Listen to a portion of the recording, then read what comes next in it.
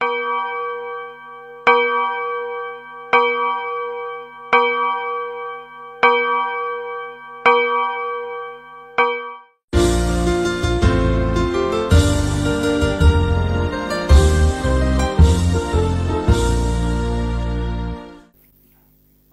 alady 2 ny volana marsa 2020 alady 4 andiavatsika ny vanim-potoanan'ny karemy ry havana malala ary banjina tsika hatrany ny loha hevitra hoe mamerina ho amin'ny fahamarinana ny tompo. Ampitomboana ho aminareo mandrakariva ny fahasoavana sy ny fiadanana avy amin'Andriamanitra Ray sy Jesosy Kristy Tompo mpamonjy antsika. Andeha hiara-mitsangana isika anome voninahitra ny tompo amin'ny alalan'ny salamo 5. Salamo 5 ny 15 hatramin'ny 7 ary arahan'ira 5 izany. Salamo 5 15 hatramin'ny 7 arahan'ira 5. Miomina sika miredona hoe Jehova ilony reniko fantaro ny eritrereto ilony ireo mitarainako rimanjaka sy Andriamanitro fa ianao ny babako Jehova malaina mandresanao ny veloko malaina ny babako anao ka nandrandrao fa tsy Andriamanitra mankasisaka zay ratsy ianao sy petra aminao ny ratsy sy azo mizana ry masonao ny rehetrarehetra halanao ny manao ratsy rehetra alianao ny teninany ny olona mpanatadasy sy mampitrakady ataony Jehova zava-betabeta fa izao kosa niabenako amin'ny ramponao dia hita ao an-tramonao iakoka manaky ranoavo masina amin'ny fahapatonanao ao. Amen.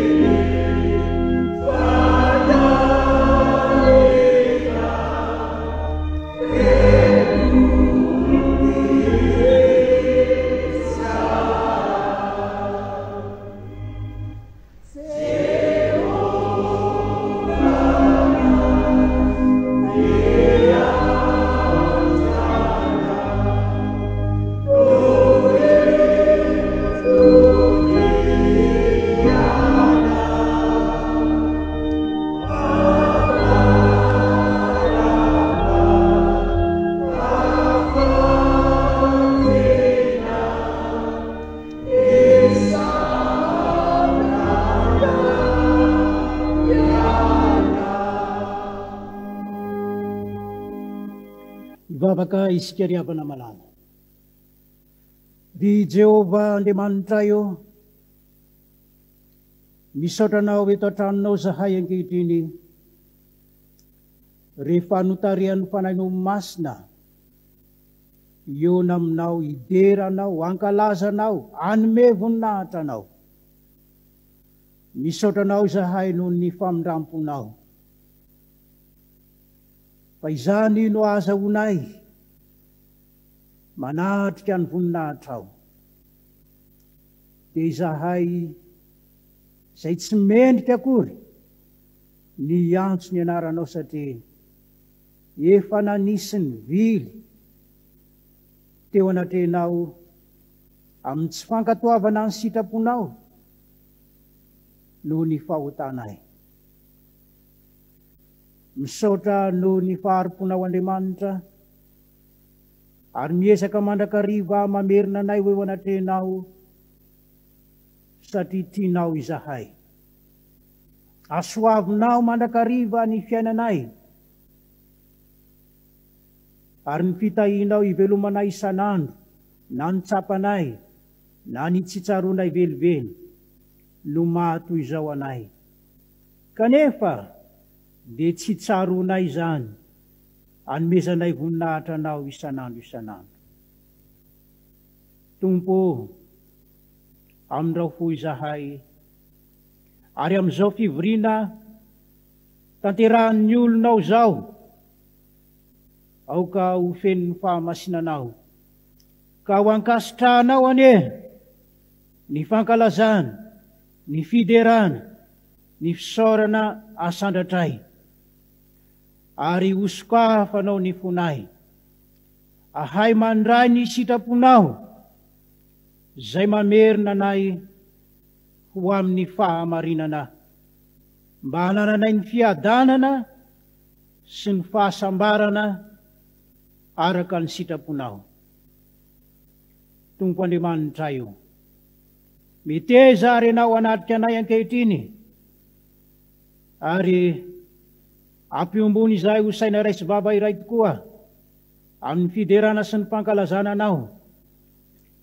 Fa ny fanatrenao ihany koa izay mitasy mitantana anay no antoka alavrarianay zao fanompo-pivavahana ataonay aminao zao. Dia amin'ny anaran'i Jesu Kristy mpamonjy sy mpanavitra anay no anandratanay izany vavaka izany. Misaotra Tompo. Amen. Mahazo toerana ny fiangonana. Tonga eo amin'ny fankalazana ny tenin'Andriamanitra isika, hanomboka an'izany ny fotoana ho amin'ny ankizy sy ny tanora ho tarihan'ny mpitandrina tompon'andraikitra.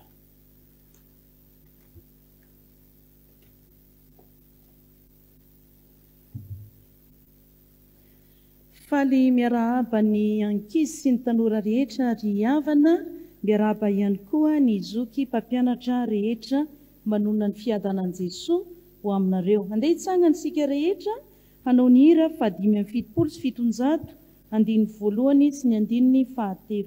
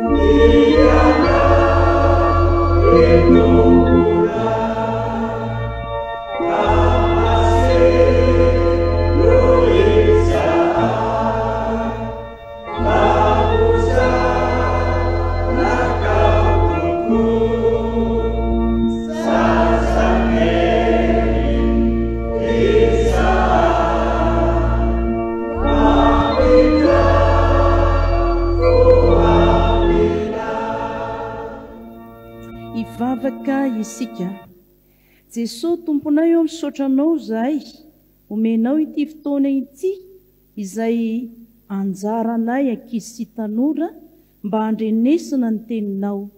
koa miteneny ianao Jehova fa vonina iaino anao ny mpanomponao. Amen. Aoka hipetraka ianareo. Inona moa rakizy ny loha hevitra mpanjintsika mandritra n'izao volana martsa izao? Mamerina ho amin'ny fahamarinana ny tompo. Inona no atao hoe marina? Inona ny fanohitra ny marina?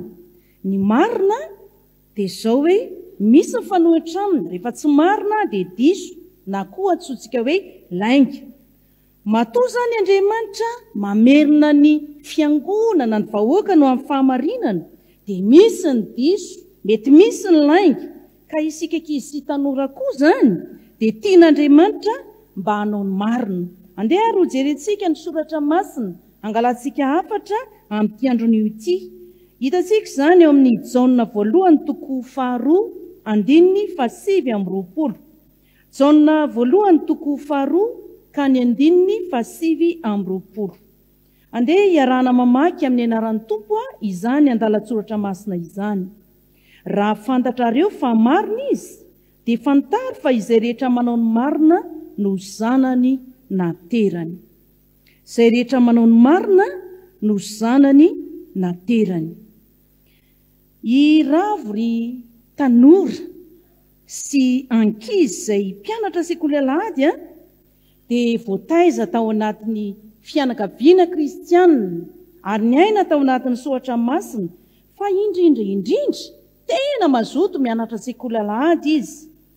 Indray andro dia sendra ny fanojo tao anatin'ny mofinainan'ny sekoly alahady ity andalatsoratra masina ity manao hoe raha fantatrareo fa marina izy dia fantaro fa izay manao ny marina no zanany na terany. Jaona 1:2-7:20. Faly ery ravo tao anatin'izany ary dia noraisiny ho tonga fiainany tokoa izany teny izany. Nezaka izy nanao ny marina mandrakariva satria te azo antoka ny mahazanak'Andriamanitra tokoa. Koa tamin'ny zavatra rehetra izay nataony ravo rakizy dia nezaka izy mba tsy hanao fahadisoana, ka na inona zavatra nanahirana dia nitandremany fatratra ny tsy hanota sy tsy hanao fahadisoana eo anatrehan'Andriamanitra. Namelively tao anatin'ny ravo mantsy ny teny hoe raha fantatrareo fa marina izy dia fantaro fa izay rehetra manao ny marina no zanany na terany. Jaona 1:2-7:20. Tamin'ny fotoana tsinam-pozina nefa rakizy dia maty tapaka ny dadan'ny ravo. Voatery ny zanona tsy nianatra intsony izy vokatr'izany satria niasa hira ny neny ary indrisy fa voatery nandeha niasa noho ny izany antony izany. Rehefa nandeha niasa tamin'olona iry ravo dia ny zavatra maro samihafa izay nanjo azy satria tratra ny antsoina hoe tsindry azo lena izy, ka tsy vitany intsony ny nitana ny fahamarinan'Andriamanitra. Tena karama varimasaka mantsy no karaman'ny ravo, izany hoe tena zara favola ary mangany fotsiny ny amin'ny zavatra izay tsy rariny nataony mpampiasa azy sy ny patron'ilay ray aman-dreny ihany, fa hatramin'ny ankizy nisy ny endrikendrika sy ny sisa ka dia namely an'ny ravo ny daroka, ny vono, ny laza sy ny sisa. Sakafo tapakibo no an'ny ravo rehefa voky ny mpampiasa azy dia izay vao mba misakafo izy. Mafy tamin'ny ravo izany. Fa ny tena tsy zakan'ny ravo rakizy dia izao ny fanolanana izay niatra taminy nataony mpampiasa azy. Nefa izy dia mbola zaza tsy ampitoana. Rehefa teo anatrehan'ny fitsarana satria manan-katao moa ilay mpampiasa dia afaka maimaim-pona ary izany rehetrarehetra izany dia nanjary nampiova any ravo, nanana toetra ratsy. Lasa tonga mpandaingalainga izy, tonga mpangalatra izy, mpametsifetsy izy satria tsapany fa tsy rariny nataony ronoana raha teo izy dia tsy maintsy nitady sakafo. Nanomboka adin'ny ravo. Ilay soatra masina no raisiny tamin'ny mbola kely. Raha fantanareo fa marina izy dia fantaro fa izay rehetra manao ny marina no zanany na terany. Jaona 1:2-7:20. Fa nisy fotoany ravo nandeha namangy ny reniny tany atokantrano ary fanonjo andro alahady izy io. Nytao mineny izy mba handeha hivavaka. Akory ny agagany ry havana, fa tao anatin'izay dia ny fanandrifindray tao anatin'ny perikopa ity soratra masina ity, ary dia tao no namofony namoafoa ny saina mampanany ravo, ary natsiaro izy dia nanao an-dranomasy teo anatrehany tompo hoe tia izaho Jesosy ilay nanaiky ny teninao, fa izay mino ny teninao dia tonga zanako tokoa, nanjary nanadino ny fahamarinanao. Nibebaka ravo ka niteny tamin'ny tompo hoe tompo mifono aminao fa niala tamin'ny fahamarinanao izay nampianarinao aho. Mamindrafo amiko tompo, ka raiso aho ho tena zanakao. Isika koa rakizy, isika tanora malala an' Jesosy Kristy, indraindray mety tafala amin'ny fahamarinan'Andriamanitra izay no ny akony ny amin'ny zavatra maro samihafa manjoy eo amin'ny fiainantsika. Indraindray ohatra tsy mahazo asa raha tsy miaraka amin'ny mpampiasa ny zatovovavy sy ny sisa, santionany izany izay mety manjoa antsika, mety misy zavatra be dehibe tsy andrarina izay toman'ny tompo. Ary Andriamanitra dia mamerina antsika ao amin'ny fahamarinana, koa amin'ny verena amin'ny marina ka mibeba mba ho azo antoka tokoa ny mahazanak'Andriamanitra antsika. Fa hoy ny soratra masina, raha fantatrareo fa marina izy dia ifantaro fa izay rehetra manao ny marina no zanany naterany. Jaonina voalohany 2:7-20. Ndeha ary isika hivavaka. Jesosy tompo, misaotra anao zahay noho ny amin'ny teninao izay mampianatra anay mba hiverina ny fahamarinanao. Manampianay ry fanahy masina, azahoanay manao ny marina tokoa mba hahatonga anay azo antoka ny mahazanak'Andriamanitra anay. Fa vonona izahay hatramin'izao mba hanao ny sitrakao. Amen.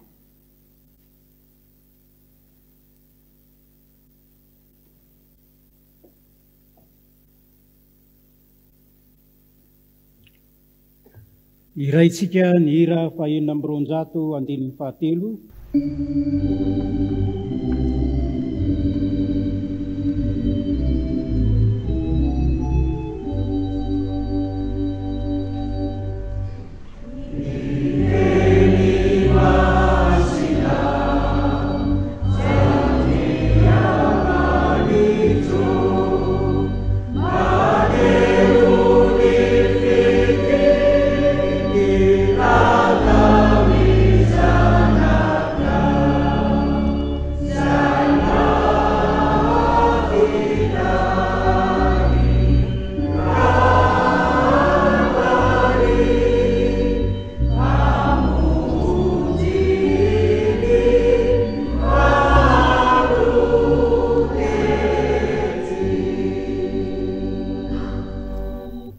Mivavaka sika ry havana.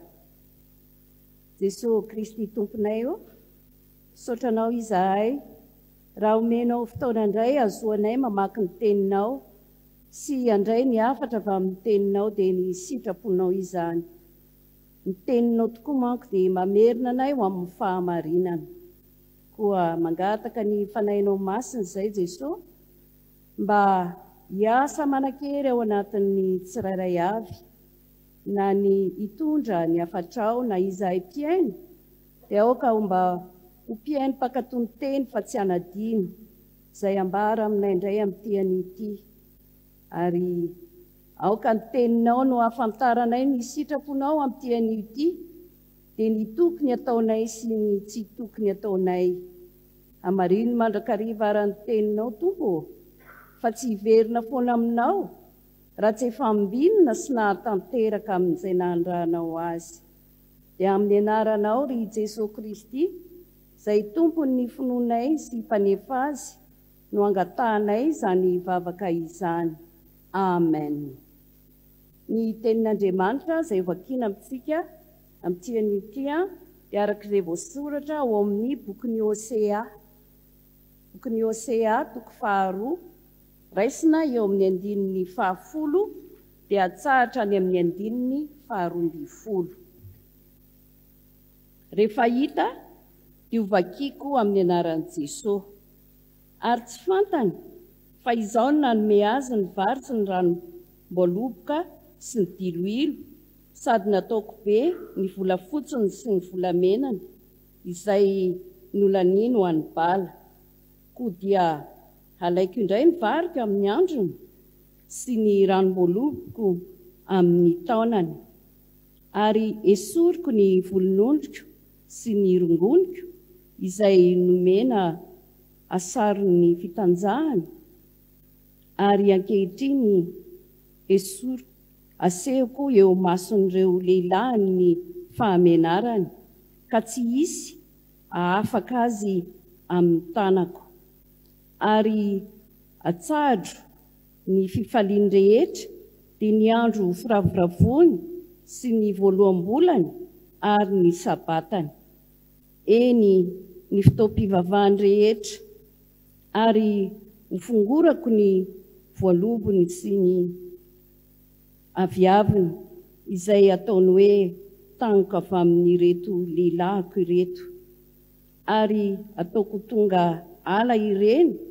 ka hoan'ny bibidia, ary hovaliko izy noho ny andron'ireo bala izay efa nandoroany didikazo manitra, sady niravahany kaviny sy ny firavany, ka nanaraka ireo lehilahiny izy. Fa izao kosa no adonony hoy Jehova, koa indro izao dia hitaona azy ka hitondra azy ho any anefitra, ary hanao teny malefaka ahafinaritra azy, ary hatrany dia homeko azy ny tanim-boalobony sy ny lohasahakora ho varavara-panantenana, ary any no hamaliny toy ny tamin'ny andro fahatanyrany, dia toy ny tamin'ny andro niakarany avy tany amin'ny tany Egipta. Ary ramby amin'izany andro izany, hoy Jehova, dia ataonao hoe aho vadiko, fa tsy ataonao intsony hoe balako, fa esoriko amin'ny vavany ny anaran'ireo bala, ka tsy hotsarovana amin'ny anarany intsony ireo. Ary ramby amin'izany andro izany, izao dia anao fanekena ho azy amin'ny bibidia sy amin'ny voromanidina, ary amin'ny biby mandady sy ny kisaka amin'ny tany, ary ho tapatapahiko tsy hisy amin'ny tany intsony ny tsipika sy ny sabatra ary ny fiadiana, dia ataoko mandro fa izay izy, ary ho fofoky ho vadiko mandrakizay ianao. Eny, ho fofoky ho vadiko amin'ny rariny sy ny hitsiny, ary amin'ny fitiavana sy ny indrafo ianao. Eny, ho fofoky ho vadiko amin'ny fahamarinana ianao, ka dia hahalala an'i Jehova. Amen.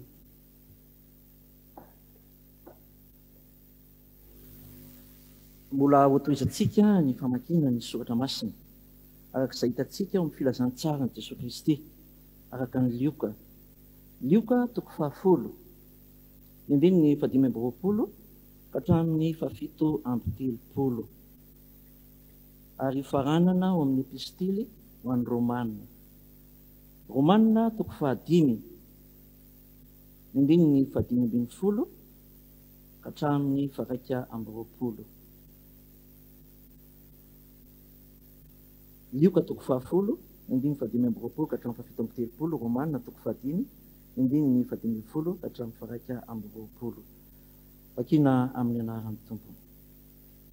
Ary indro nisy mpahay lalàna anankiray nitsangana ka nafaka nakafanahy an'i Jesosy hoe, mpampianatro, inona no ataoko andovako fiainana mandrakizay? Ary hoy izy taminy, inona no voasoratra ao amin'ny lalàna? Manao ahoana ny famakianao azy?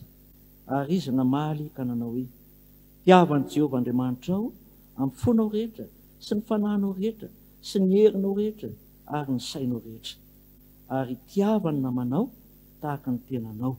Ary hoy Jesosy taminy, marina ny navalinao, atao izany dia ho velona ianao. Fa izy tia namarina ny tenany ka nanao tamin'i Jesosy hoe, izaro ny namako. Ary Jesosy namaly ka nanao hoe, nisy lehilahy anankiray nidina avy tany Jerosalema akany Jeriko ka azony jiolahy dia nindany ny lambany sady nokapohany izy dia nilaozany rehefa saiky maty. Ary sendra nisy mpisorona anankiray nidina tamin'izany lalana izany ary raha nahita andra-lehilahy izy dia nandalo azy. Ary toy izany koa ny levita anankiray izay tonga teo dia nahita azy nefa nandalo koa.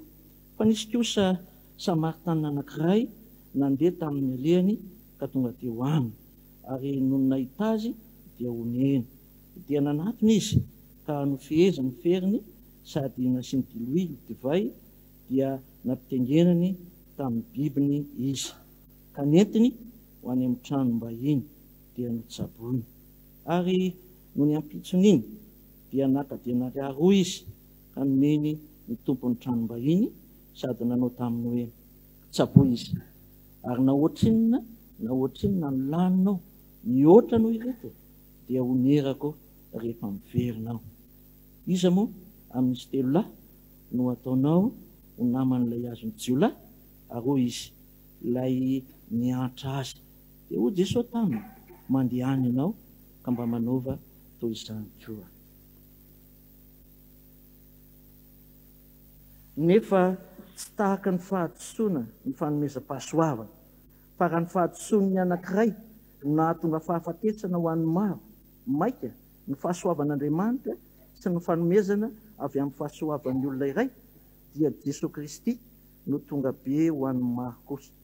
Ary tsy tahaka ny avy amin'ny anankiray izay nanota ny fanomezana fa noho ny nataon'ny anankiray no nisehon'ny fitsarana ho fanamelohana fa noho ny fahadisoana maro kosa no nisehon'ny fanomezam-pahasoavana ho fahamarinana.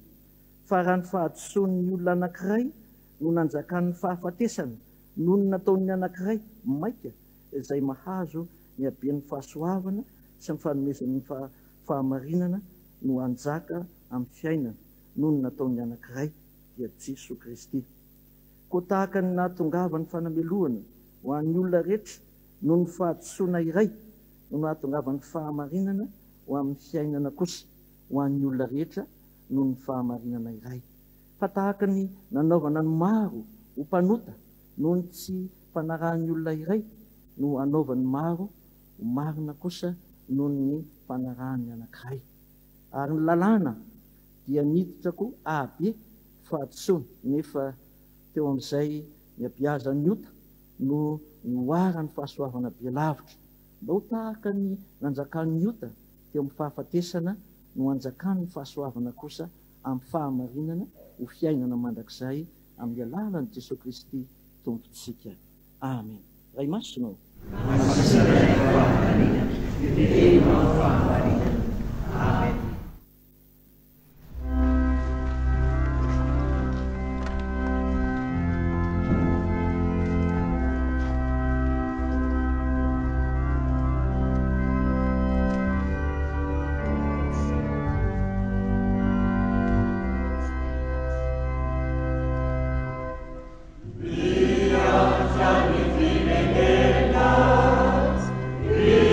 Jesús, si tu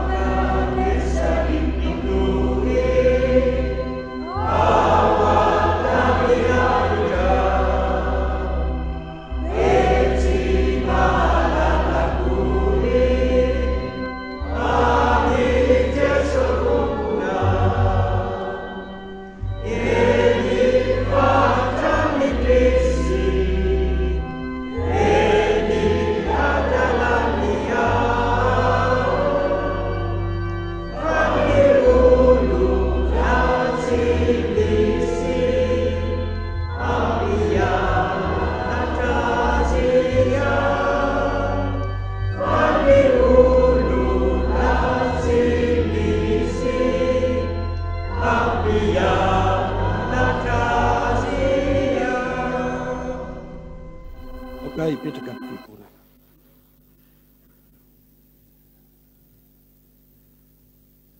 Ampitonao amintsika ry havana ny fahasoavana mampiadanana amin'ny fahalalana tsara n'Andriamanitra iray sy Jesosy Kristy mpamonjy antsika. Amen.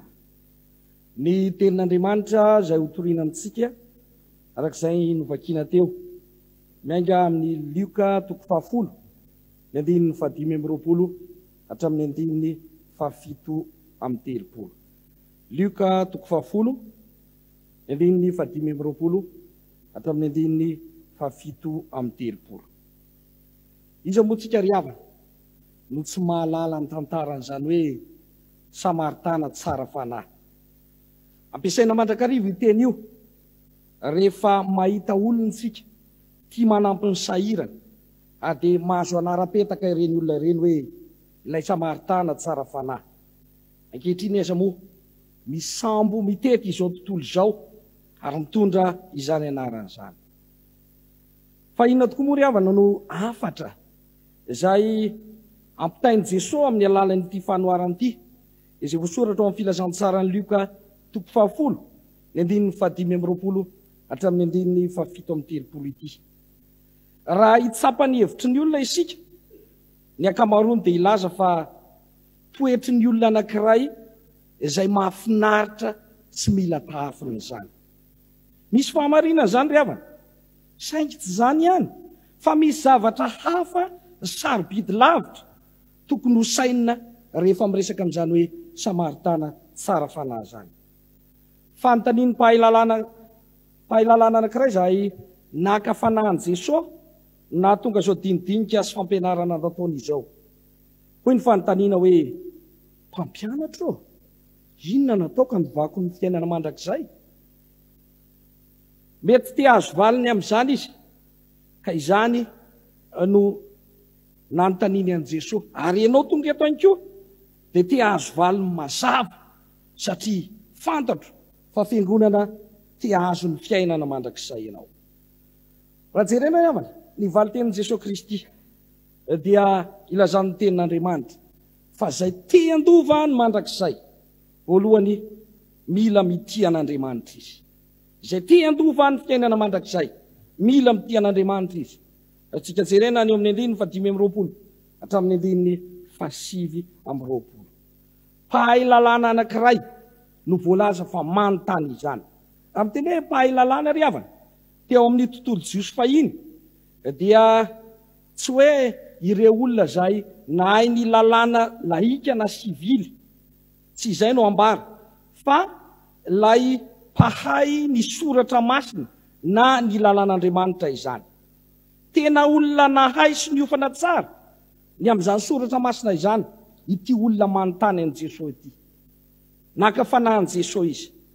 Mety noho ny antomarina ry havana izany ataon'izany, satria te hitady valiny tena marina ny amiray amin'ny fanontaniana lehibe izay tena manan-danja eo amin'ny fiainana izy. Mpampianatra ô, inona no ataoko handovako ny fiainana mandrakizay? Mampatsiahy antsika izany ny fanontaniana izay napetraky ny mpiandro fotsy tany Filipy tamin'ny Paoly manao hoe, inona no mety ataoko mba ho vonjena aho?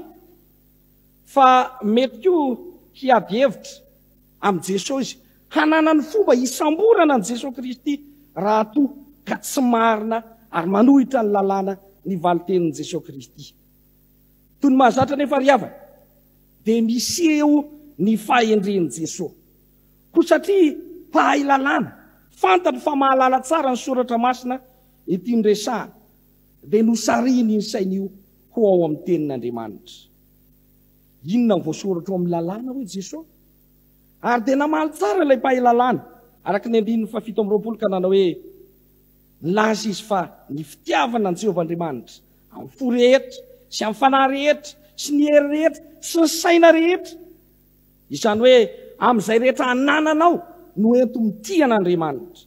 Atoy izany koa ny amin'ny fitiavana ny namana tahaka ny tena, izany ny valiteny mahafa-po izay nomeny ity mpahay-lalàna ity. Fantany tsara ireo fototry ny lalàna Mosesy ary nambarany tamin'i Jesosy izany. Manamafy ny valitenin'ilay mpahay-lalàna i Jesosy, noderainy io ka nilazany hoe, ataovy izany teo velona ianao raky ny andiny fahavalo amby roapolo zany hoe mandehany ianao ankehitriny ka tiava toy izany dia anana fiainana mandrakizay ianao eo amin'ny andininy fasivy amby roapolo nefa ry havana dia izany mpanoratra aseho ny tena toepolo ilay mpahay lalàna te hanamary teny izy tiany mba ho tsotsotra kokoa ny fomba azona zany fiainana mandrakizay izany mila lazaina ry havana fa ity mpahay lalàna ity dia tsy mba nametraka na dia fanontaniana kely akory azy ny amin'ny resaka hoe fitiavana an'Andriamanitra nahoana toa tsy tena manam-pitiavana an'Andriamanitra izy tsy tena nihevitra an'Andriamanitra izy noho izany dia nodinganiny ny amin'izany hoe fitiavana an'Andriamanitra izany fa aleony nametraka fanontaniana vetrany ny amin'ny fitiavana mpiarabelona izay nolazainy fa didy faharoa raha amin'ireo hoe didy lehibe ireo ry havana isika kosa mila mitia an'Andriamanitra isika mila marina ny fitiavanao an'Andriamanitra tiavan' Jehovah Andriamanitra ao amma ianao anao amin'ny fonao ka hampandrosoy ao am-ponao izy fa te hiditra ao Jesosy Kristy tiavan' Jehovah Andriamanitra amin'ny fanahinao dia mifandraisa amin'Andriamanitra ara-panahy ry havana tiavan' Jehovah Andriamanitra ao amin'ny sainao ka meteza ianao isaintsaina mandrakariva ny fisiny isaintsaina mandrakariva ny teniny zay everinao fa ho fanananao ento mitia an'Andriamanitra ny fotoananao ento mitia an'Andriamanitra zay rehetra ataonao ento mitia an'Andriamanitra dia tandremo ary ny didiny ekeny fanekeny hitarika anao ary meteza ianao hiaina amin'ny fahamasinana fa izany no marika fa tia an'Andriamanitra ianao ka tsy hanao tahaka nyity mpahay lalàna ty tsy hiala bala tsy handinika akory ny amin'ny fitiavana an'Andriamanitra fa hitady zavatra hafa mba hialana ry havana no fanontaniana io dia nanao tantara i Jesosy izay lazain'ny soratra masina hoe fanoharana ny fanoharana dia tantara iray izay manana hevi-panahy mety ho fisehoan-javatra tena izy zany nefa mety tsy ho izany ihany koa mety manampy ireo izay mitady ny fahamarinana ny filazana ireny fa mety vao mainka miafina kosa amin'ireo izay tsy mino matetika Jesosy no mamoaka hevi-dehibe amin'ny alalan'izany fanoharana izany ary ny fanazavana izany no hidirantsika amin'ny fidirana faharoa fa raha te handovan'ny fiainana mandrakizay isika dia mila mitiny namana raha te handovan'ny fiainana mandrakizay isika dia mila mitiny namana araka ny hita eo amin'ny andininy fahatelopolo ka hatramin'ny andininy fahaenina amin'ny telopolo tena zava-nisy teo amin'ny Jiso ry havana ilay nandeha tamin'ny lalana avy eo Jerosalema nakany Jeriko ka voaroba sy nokapohina io lalana io izay tokony 700 kilometra ny halavana dia miodikodina sy be avoana ary mamakivaky faritra mitsototona misy avoana ary misy zohy na lavabato ahafahan'ny olona mihery fantatra fa nisy jiolany afina tamin'izany ary vonina ny anafika ireo izay mandeha ao amin'ny tantara izay tantarain'i Jesosy ry havana ilay lehilahy Jiosy tamin'io lalana io dia voatafika voakaboka nitanjaka norobaina ary saika maty aza nandalo voalohany kosa teo amin'ny toeran'io nipisorona Jiosy iray tao aorian'ny fahavoazana anseho nahita ny lehilahy fofaty io izy fa tsy nijanona nanampy azy lasa izy mivily lalana mipisorona ry havana araka ny asany dia tsy maintsy manaiky hanampy ny olona sahirana lalàna Mosesy dia nitahaky tamin'ny Jiosy rehetra mba hanampy na dia ny fahavalony azy eny na dia biby fiompony fahavalony azy raha tojolana izy ireny hoy ny voalaza ao amin'ny Exodosy 7:20 raha hitanao ny borikin'izay mankahala anao mionako ao ambanin'ny entany dia aza malaina monjy azy ianao fa manam-pinina manao hamahazo tokoa mandika lalàna zany ry havana ilay mpisorona ao amin'ny tantaran'i Jesosy ary fantatry ilay mpahay lalàna ny resaka tamin'i Jesosy izany raha amin'izao androntsika izao angamba ry havana no misy mpitandrina na pastera manao toetra toy izany dia azo antoka fa ny ampitson'iny raha ela indrindra dia hivoaka Facebook. Ary izay rehetra mandray anjara fiteninana eo dia anakina daholo ny toetran'izany tandrina izany. Nandalo teo koa ny levita anankiray izay mpanampy misorona eo amin'ny asa mandrarahana. Fa izao nandositra fa tsy sanandray andraikitra. Totra marina amin'ireto olona ireto ilay fomba fiteny malagasy hoe raha maty aho matesa raha avako, satria ndreo misy jolambola miafina any raha variana mitsabo anio ndreo zandray no faty. Mety mahita fomba ialana amin'ny lalam-pivavahana ko satria raha maty io ka mikasika faty ny mpisorona sy ny levita tsy mahazo manao ny anjara asany any an-tempoly izy.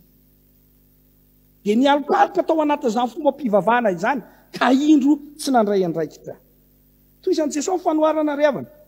Ka indro Samaritana iray, lehilahy iray avy any amin'ny faritra Samaria no nandalo ka nijanona ary nanampy ity jiosy efa ho faty ity. Tsy mifakazo ry havana ny jiosy sy ny Samaritana. Efa njato taona ny safiotra jiosy ireo satria rehefa rava Samaria tany amin'ny taona 700 talohan'i Jesosy Kristy dia nisy olona napetraka tao amin'io faritra io ary dia nifanambady tamin'ny jiosy, izay mahatonga azy safiotra. Dia nanjary nambarany jiosy fa olona mpivady mponona ireo nankalainy jiosy ny Samaritana. Nandrito ny taona maro hatramin'ny andron'i Jesosy Kristy dia nitoy izany tsy fakazona izany. Raha zava-misy ry havana eo amin'ny jiosy sy ny Samaritana dia ity Samaritana ity no afaka anamarina fa zony ny tsy mamonjy io olona izay tratra amin'ny jiolahy io. Saingy tena nanampy tokoa izy tamin'ny lafiny rehetra azo neritreretina.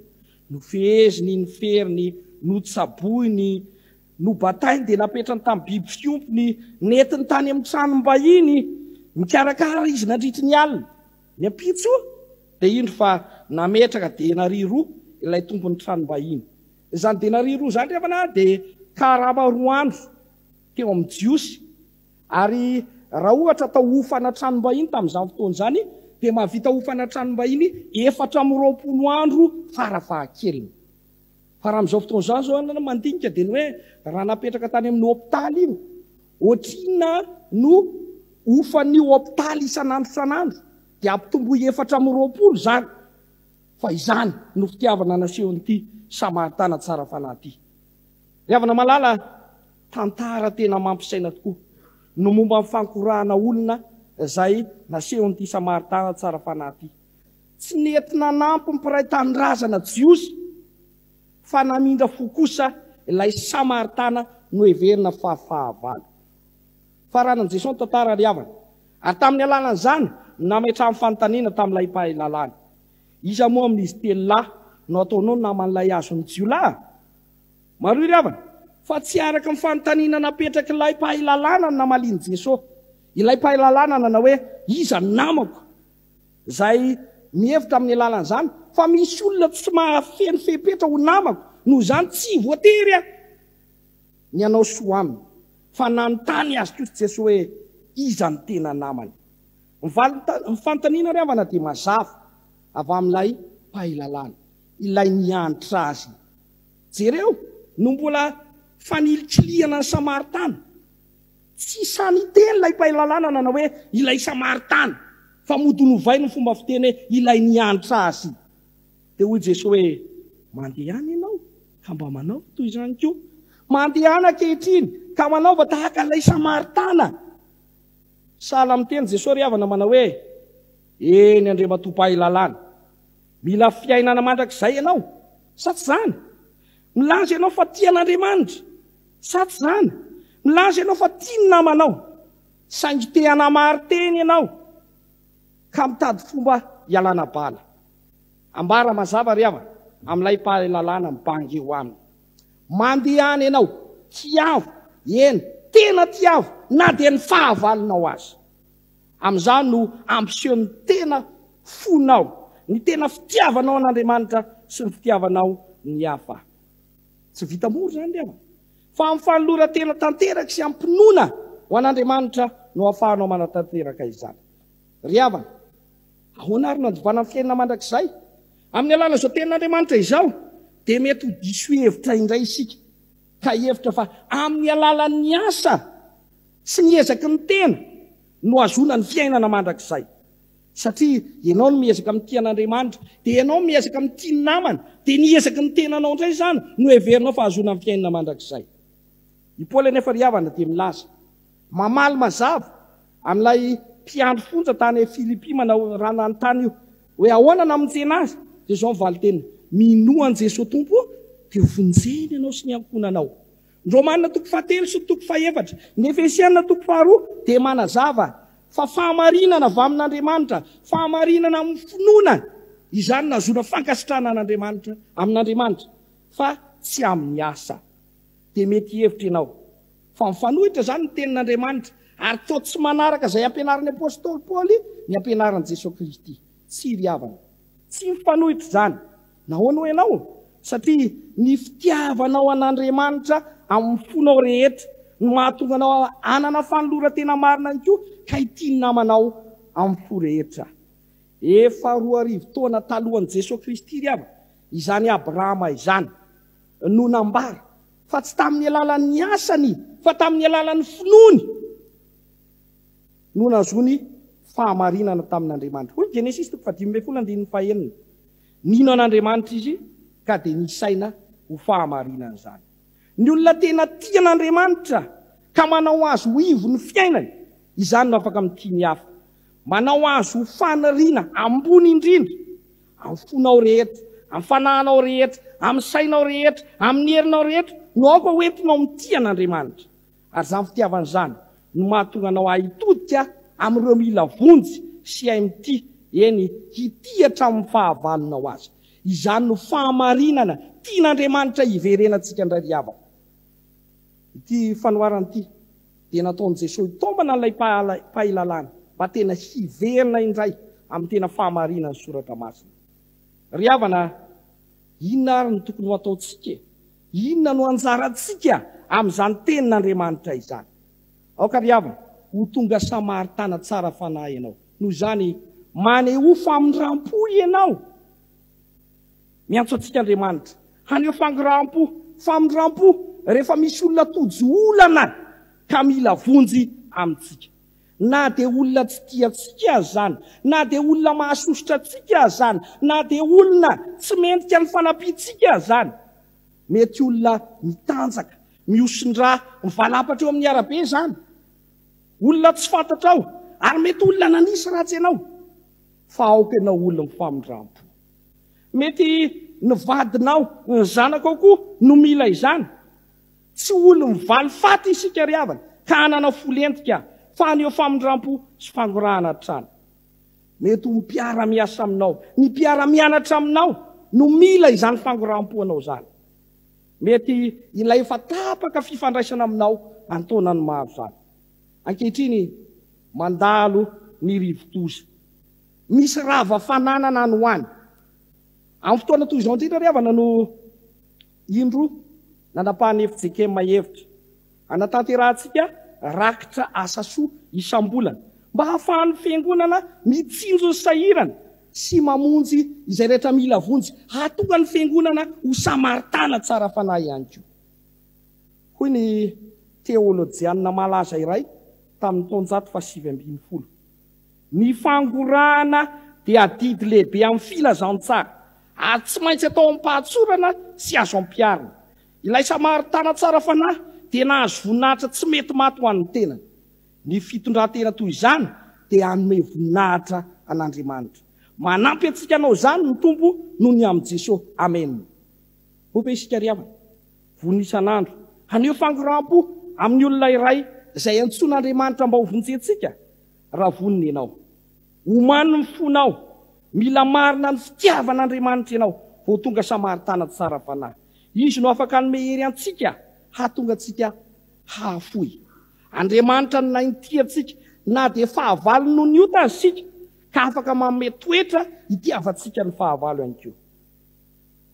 Manokana ry havana, fotoana hivavahana sy fanerasirana amin'ny tenin'Andriamanitra mba hamola volany antsika ho olon'ny fitiavana. mivonona hevitra ny sitrapon'Andriamanitra trano araka mivavaka nao ataontsika hoe atao any ny sitraponao ity atantahaka ny eny an-danitra. Izy nanoro anao izay tokony ataonao. Mahafoiza fotoana ianao ry havana. Aza manao hoe be atao ah. Tsy hoe tonga be voninahitra ianao rehefa be atao. Fa ny fanaovanao ny sitrapon'Andriamanitra no mahabe voninahitra anao. Aza dino, vasan'Andriamanitra isika. Voaforona tao amin'i Kristy Jesosy mba hanao asa tsara izay namboarin'Andriamanitra rahateo ataontsika. Aokary ianao mba hanana fotoana hiasana ho an'Andriamanitra. Mahafoiza vola sy fananana tahaka n'ity Samaritana tsara fanahy ity. Na kely na be ao ampelantananao dia aza dino fa ianao sy ny volanao dia an'ny Tompo. Nanome am-pitiavana ilay Samaritana tsara fanahy ary ianao mba mahafoy, mahavita didy, mahatsiaro fa ny Tompo izay heverina fa hanao.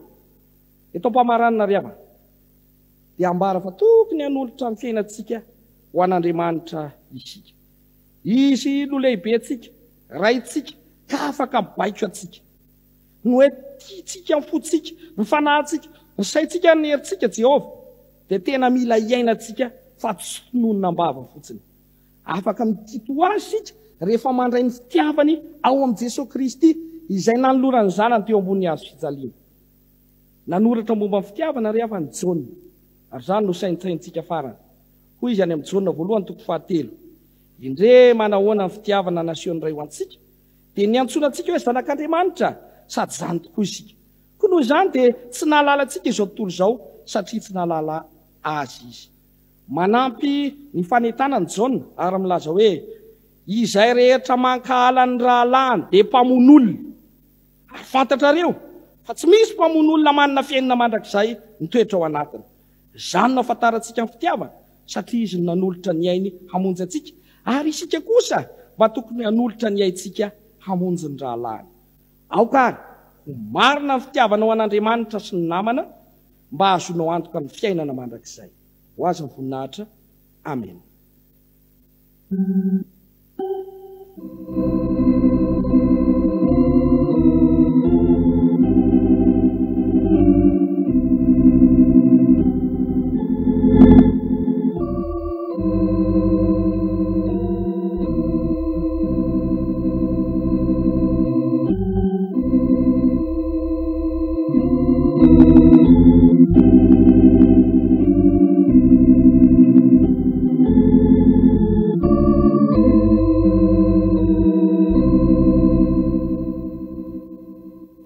Zany ary ny sitrapon'Andriamanitra navantany tamintsika io milamiko anao salamitsika hoe sambatra ny mahitsy lalana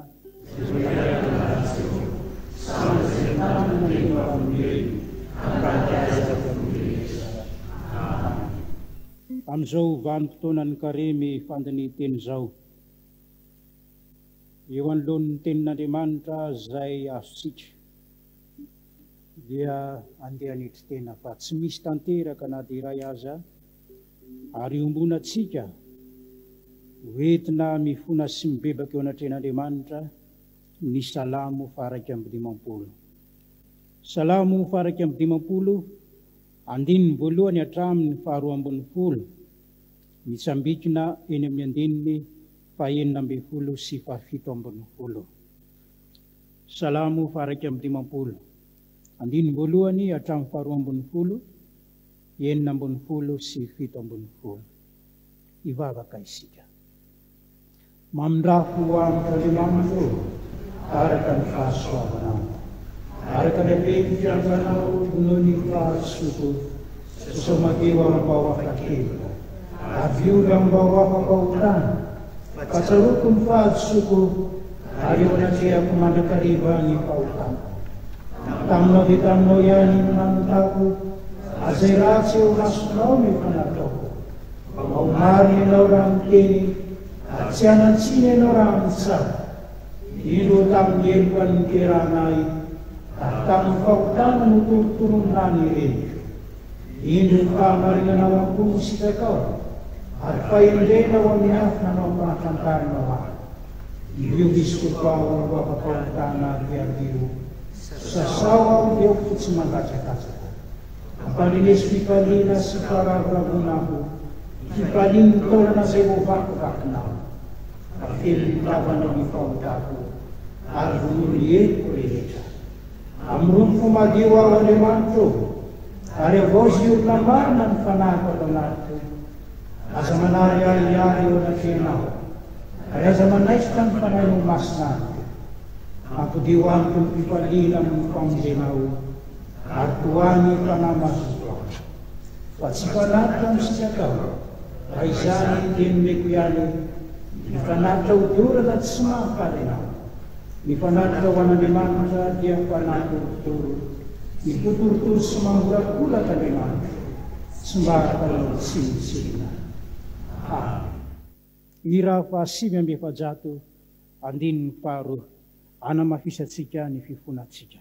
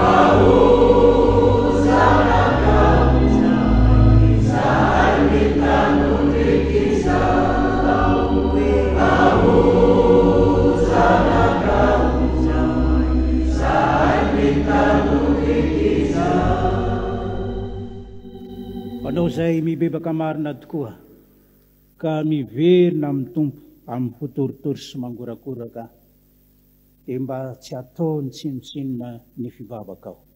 Mitsangana ary raiso amin'ny fahatokiana ny famelan-keloka izay atolony ho anao ankehitriny. Hoy ny tompo, indray mipimaso monja no nahafoizako anao. Fa amin'indra fo lehibe kosa no ampidiko anao. Tamin'ny firehetan'ny fahatezerako no nanafianako ny tavako taminao indray mipimaso monja. Fa amin'ny famindram-po mandrakizay kosa no amindrako fo aminao. Fa na dia hifindra aza ny tenim-bohitra, ary na dia hetsika aza ny avoana, tsy mba hiala aminao ny famindram-poko, ary tsy hitsoaka ny faneken'ny fihavanako. Noho izany, ho avela ny elokony ny anaran'ny masina miderany tompo. Sambatra ny olona zay voavelana sy voasarana ny fahotana. Sambatra ny olona zay tsy sain'i Jehova eloka ary tsy misy fitaka ny fanahiny. Amen. Ira fahaefatra amby 20 andininy voalohany sy ny fahaefatra anehoantsika ny fifalitsika noho ny famelan-keloka nomen'ny tompo atsika.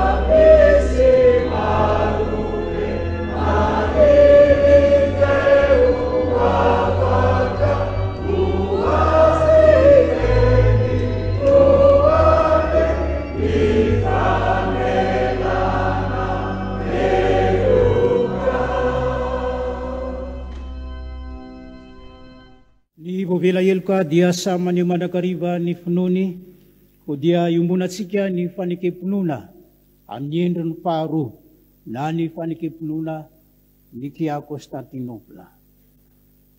Miomina isika hoe isika mino an'Andriamanitra iray, ray tsy toa, mpanao ny lanitra sy ny tany ary ny zavatra rehetra na ny hita na ny tsy hita.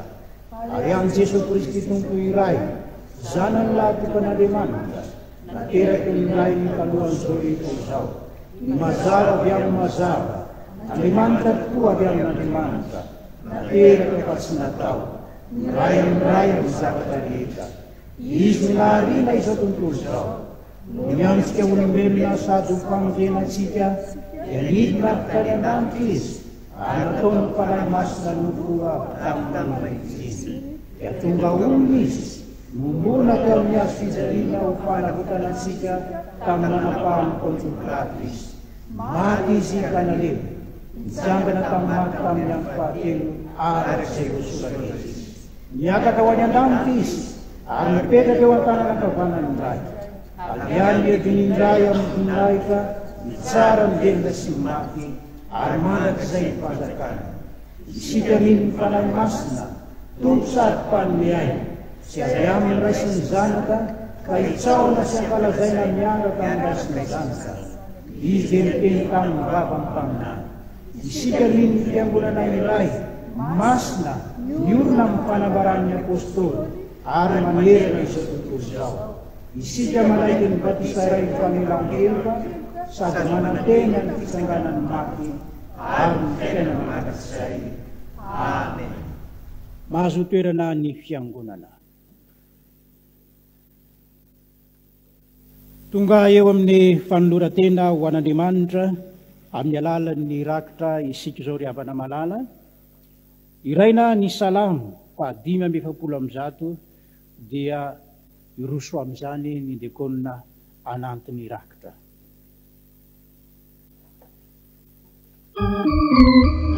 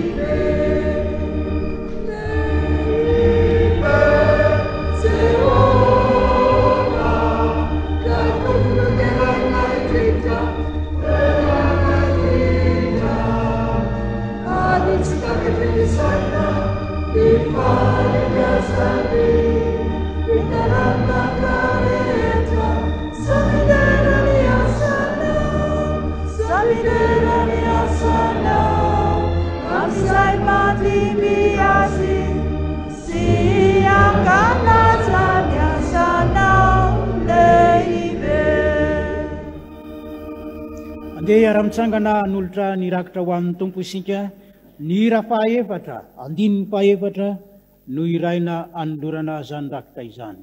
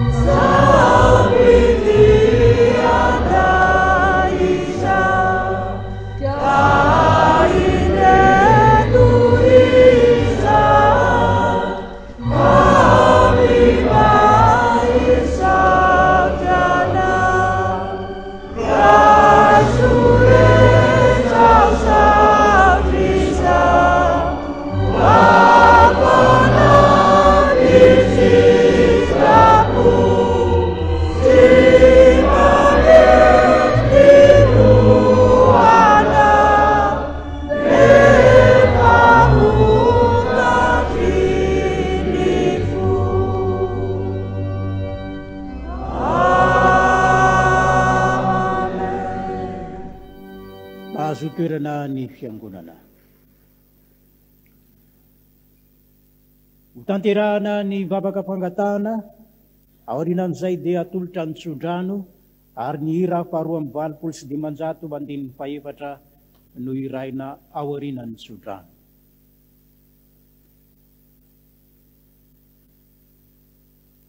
Vavaka sika ravaka. Andriamanitro misaotra anao zahay fa ny famonram-ponao tokoa no tsy mahalany ritra anay. Misaotra anao zahay satria ny teninao dia mikendro mandrakariva ny famonjena anay. Satria miala neniny mitady ny fomba rehetra amerenanay amin'ny fahamarinana ianao. Tsy tonga mbola hitsara ianao ankehitriny fa mbola fotoana ny famondram-po, fotoana ny fialanenina, tsy te hanan-dratsy ianao dia miezaka amin'ny fomba rehetra mba hamerinanay ao aminao, mba handraisanay ny famonjenao. Misaotra anao zahay amin'izao fotoana ny karemy izao, ahafahany rehetra mandiny ny tena mba hahatonga anay ho amin'ny fibebahana marina ka handraisanay ny famelan-keloka avy aminao. Fa namasina ilay tompo hitarika ny rehetra, indrindra ny zanakao, mba tsy hiezaka handinika-olona fa handinika ny tena ny tsiraray avy. Eo anatrehanao mba hahatonga anay hanafu torotoro sy mangorakoraka, satria tsy mba ataonao tsinotsinona tokoa izany Andriamanitra. Mivavaka izay ho an'ny fiangonan'i Jesosy Kristy eto Madagasikara, entinay mbavaka ny mpitondra izay tarihan'ny foloan'ny FJKM, izay sady mitondra ihany koa ny foloan'ny FFPM, foloan'ny FFKM, amin'izany didy lehibe antsoroany zany, omeny ny fanamahery, ny fanahendry avy aminao, mba fanomana tontositra zany adidy zany, mba teny hifanaraka amin'ny sitraponao tokoa ny andraikitra tanterahana eto amin'izao firenena misy anay izao. Mivavaka izay ho an'ireo mpiara-miasa amin'ny rehetra, ao ny birao mpiandraikitra foibe, ny mpiandraikitra foibe, ny mpanatanteraka rehetra zay tarihan'ny sekretera jeneraly, ny synodam-paritany, ny fitandremana tsiraray avy. Jesosy Tompo, reny rehetrarehetra reny dia nataonao ho mpiara-miasa aminao, hatanteraka ny fijoroana vavolombelona, mba ho tena fanasin'ny tany, tena merina n'olona ho amin'ny fahamarinana, ka hijoro vavolombelonao ho sahy anambara ny fahamarinanao eto amin'ny firenenay, fa tsy sanatrian'izany fanasana mahatsatso izay na jiro apetraka any ambanin'ny vata famarana. Fantatrao Tompo, ny zava-misy eto amin'ny firenena tsy izao tontolo izao, manjaka ny tsy fahamarinana, ny kolikoly, ny tsy visen'ny fankatiavana, fa samy mitadiny azy, samy manao zay mapetipety ny tenany. Ny teninao nefa dia mitarika anay. Mba tena anana fo miantra, fo onena ny hafa, indrindra reo zay sahirana sy ny angarany vitana, ny kambotsy sy ny mpitondra-tena.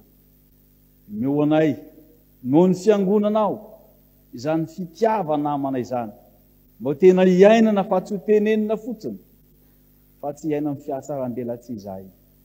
Azao indrindra mahatonga ny hivavaka ho an'ireo niarambona ankehitriny, vokatry ny rivo-doza, ao ny tsy manan-kelofa, tsy manan-kohanina, namoiavana, marary, fa diranovana ankehitriny.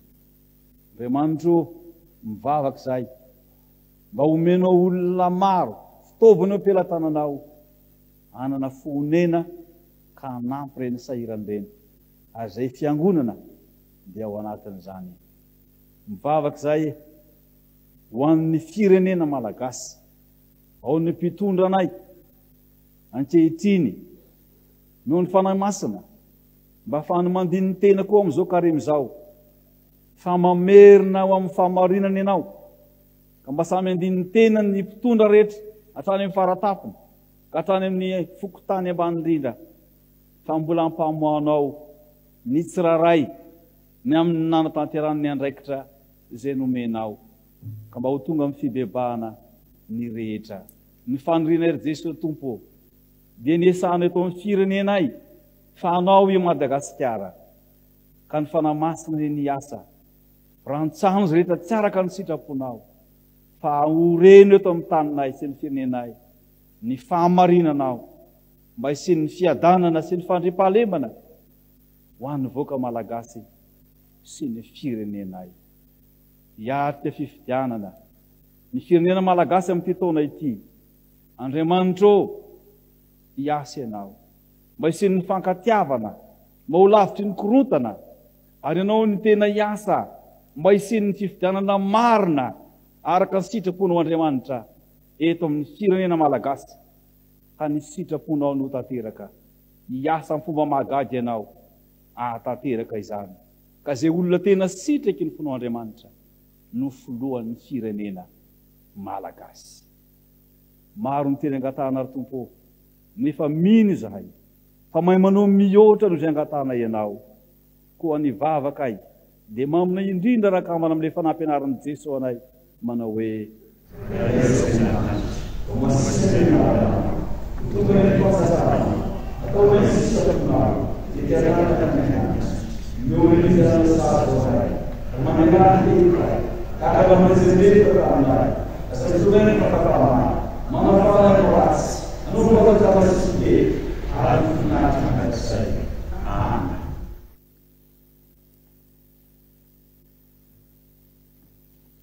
Itsangana riavana andray ny tsodrano, aorian'izay ny hira faharoa amby 754 no iraitsika. Tanteraka aminareo any tsodrano izay tononona amin'ny anaran'ny Tompo. Ary Andriamanitra ny fiadanana ny hamasina nareo samy ho tanteraka, ka ao kaharovana avokoa ny fanahinareo sy ny ainareo ary ny tenanareo tanteraka, ka tsy hanantsiny amin'ny fiavian'i Jesosy Kristy Tompontsika. Mahatoky izay miantso anareo, sady izy ihany no hanefa izany. Amen.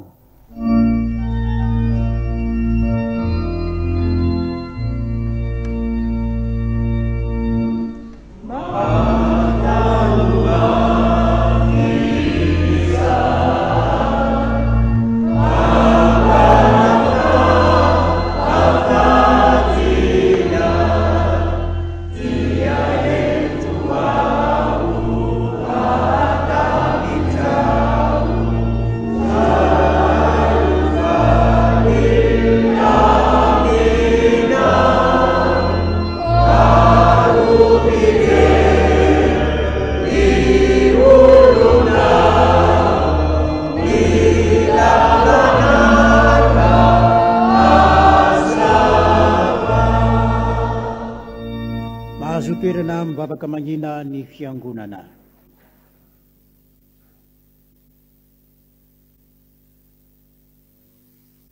Ho an'Andriamanitra rery ihany ane ny voninahitra, amin'ny anaran'ny Ray sy ny Zanaka